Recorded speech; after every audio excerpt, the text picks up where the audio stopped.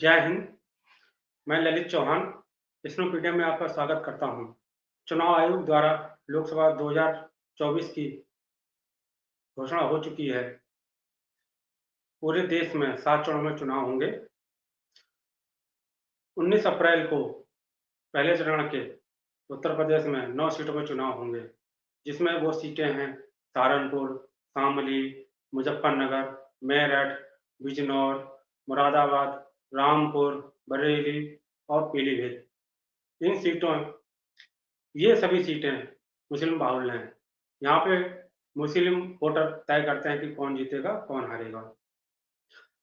पिछले साल 4 सीटें सपा-बसपा गठबंधन को मिली थीं, 3 सीटें बीजेपी को मिली थीं।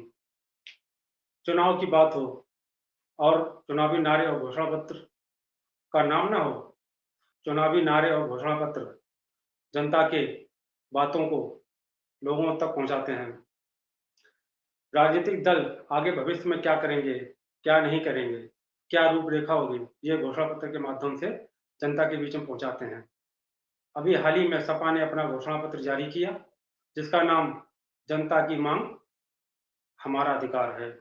सपा के घोषणा पत्र की मुख्य 11 बातें निम्नलिखित हैं, जो इस प्रकार हैं, जो मेरे ख्याल से हर किसी को पता होनी चाहिए जनता को, क्योंकि चुनाव हो रहा है तो जनता को हर राजनीतिक दल के घोषणा पत्र की जानकारी होनी चाहिए। उनको पता चले कि कौन राजनीतिक दल क्या चीज़ देना चाह रहा है जनता को, क्या उसके लिए ठीक है, क्या नहीं सही है। उसके आधार पर वो तय करेगा कि किस पार्टी को वोट दें।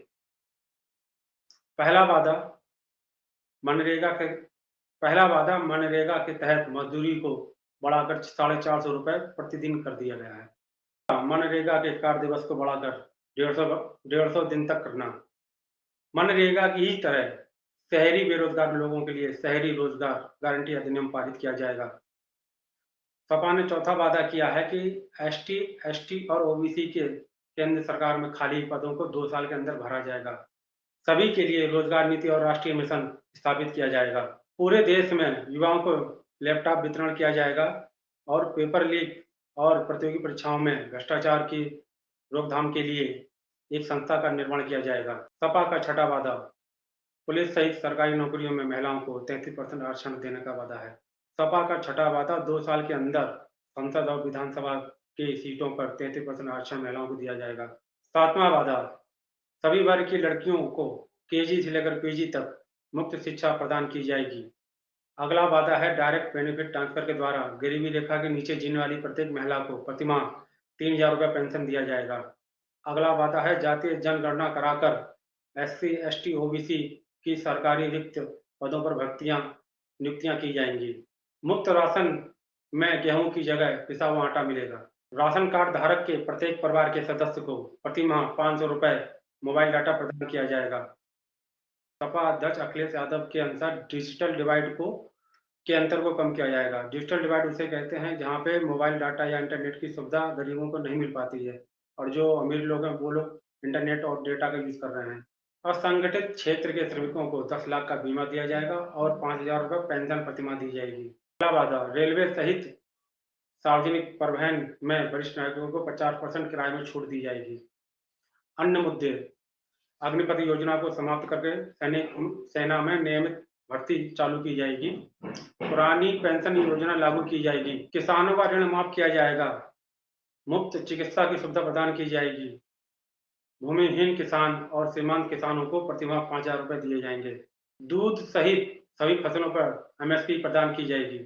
अगला वादा जो कि बहुत ही महत्वपूर्ण है इस घोषणा पत्र में, वर्ष 2029 तक गरीबी को समाप्त करने का वादा किया गया है। अगला वादा शिक्षा के बजट को 3% से बढ़ाकर 6% तक किया जाएगा।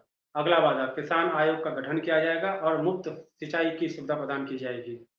अब हम बात करते हैं क्या ये सभी वादे व्यवहारिक रूप से लागू किए जा सकते हैं? क्या इनको लागू करना आसान होगा? लागू करने में क्या दिक्कतें आ सकती हैं? पहला, मुफ्त की जो बात करी है लैपटॉप पूरे देश के युवाओं को लैपटॉप मुफ्त में दिया जाएगा। किसानों को, महिलाओं को और असंगठित श्रमिक को जो प्रतिमाह पेंशन दी जाएगी 5,000 से लेकर 3,000 तक, उसका धन कहाँ से आएगा? उसकी व्यवस्था कहाँ से की जाएगी? क्या किसी वर्ग पर अतिरिक्त टैक्स लागू किया जाएगा? दूसरा मुद्दा, किसान ऋण माफ़ी की बात की गई है। मनरेगा के मज़दूरों की वेतन में वृद्धि की बात की गई है। दूध सहित सभी फसलों पर एमएसपी जो प्रदान की जाएगी, उसका धन कहाँ से आएगा? लड़कियों को स्कूली शिक्षा केजी से लेकर पीजी तक दी जाएगी। शिक्षा का बजट 3 से 6% तक खर्च किया जाएगा। इतना रुपए का मतलब ये है कि जो अदर दूसरी सुविधाओं पे जो रुपया खर्च हो रहा है केंद्र सरकार का, उन पर ना खर्च होकर इन सुविधाओं पे खर्च होगा, जिससे अवसंरचना का विकास रुक जाएगा। विकास की गति धीमी पड़ जाएगी। जैसे नेशनल हाईवे का निर्माण हो रहा है, बंदरगाह का निर्माण हो रहा है, एयरपोर्ट का निर्माण हो रहा है, सामाजिक सुरक्षा प्रदान की जा रही है, रक्षा बजट में वृद्धि की जा रही है। उनमें कटौती होगी, तब ये योजनाएँ पूरी हो पाएँगी। आय की सृजन की कोई बात नहीं की गई है इस घोषणा पत्र में। क्या ये घोषणा पत्र व्यावहारिक लगता है? इसको लागू करने में जो इंडी गठबंधन के दल हैं, इनमें आपस रस्साकसी मचेगी, क्योंकि कई सभी दल अपने-अपने अनुसार लुभावने वादे कर रहे हैं, जनता को लुभाने के लिए वादे कर रहे हैं, जिससे कि वो उनको वोट दें। कांग्रेस ने अपने घोषणा पत्र में महिलाओं को, युवाओं को 1 लाख रुपया प्रति साल देने का वादा किया है। क्या यह संभव है? कर्ज माफी की बात की है। क्या इसकी धन की सुविधा कहाँ से की जाएगी? व्यावहारिकता कहीं नहीं है इसमें। किस आधार पर ये लोग आय का सृजन करेंगे? इसका बजट, इन योजनाओं का बजट कहाँ से लाएँगे? किस योजना में क कटौती करेंगे? रक्षा के बजट में क कटौती करेंगे? चीन हमारे आस-पास घेरा डाल रहा है। आज हमारे आस-पास के देशों को अपने कब्ज़े में ले रहा है, उनके एयरपोर्ट, उनकी ज़मीनों को कब्ज़ा कर रहा है। अगर रक्षा बजट में कजो कटौती करी जाएगी, तो हमारी राष्ट्रीय सुरक्षा को धक्का लगेगा। सपा के घोषणा पत्र में कुछ ऐसे मुद्दे हैं, जो वह समय-समय पर जनता के बीच में उठाती रही है, लेकिन इस घोषणा पत्र में उसने उसका ज़िक्र नहीं किया है। पहला मुद्दा, गुड एंड सर्विस टैक्स, जिसको कांग्रेस गब्बर सिंह टैक्स बोलती है।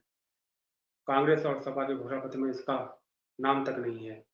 दूसरा मुद्दा, अनुच्छेद 370 और 35 ए की कोई बात नहीं करी गई है। तीसरा मुद्दा, नागरिकता संशोधन अधिनियम सीएए, इस पर कोई बात नहीं की गई है। जबकि जनता में जाकर गलत बातें फैलाकर जनता को भड़का रहे हैं। कुछ लोगों का तुष्टीकरण कर रहे हैं कि उनकी नागरिकता चली जाएगी। लेकिन अपने घोषणा पत्र में उसका कहीं भी ज़िक्र नहीं किया उन्होंने। कुछ ऐसे मुद्दे हैं जो सपा के घोषणा पत्र में और कांग्रेस के घोषणा पत्र में अंतर है।